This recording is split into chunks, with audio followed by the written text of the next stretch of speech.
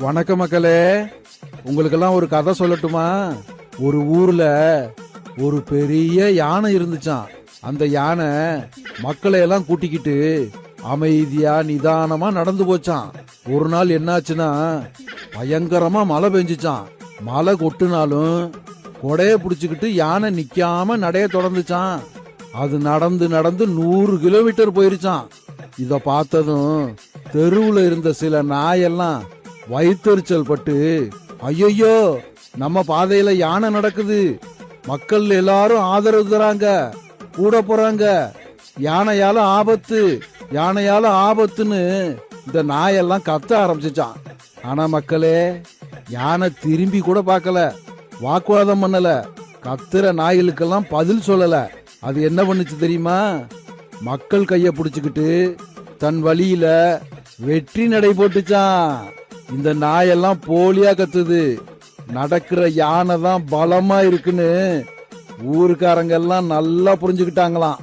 இப்ப அந்த மாதிரி தாயா, வாக்பார் புதுச்சேரி அந்த யானை மாதிரி மழை வந்தாலும் நிக்கல, வெயில் அடிச்சாலும் நிக்கல. மக்கள் ஆதரவோட 100 கிலோமீட்டர் நடந்திருக்கு.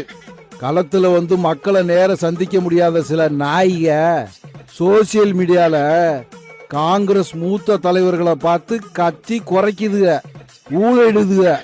ஆனா மக்களே, யானைக்கு தெரியும், உண்மை பேசணும்னா கத்த தேவையில்லையா, அமைதியா நடந்தா போதும். அதனாலதான் காங்கிரஸ் உண்மையோட, தெளிவோட, கண்ணியத்தோட பதிலளிக்குது.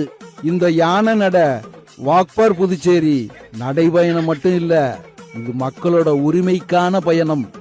ஒண்ணு மட்டும் புரிஞ்சுக்கங்க மக்களே, சொறி நாய்க எவ்வளவு கத்துனாலும் கதறினாலும் காங்கிரஸ் யானை யானையத்தாயா இருக்கும், கெத்தாத்தான் நடக்கும்.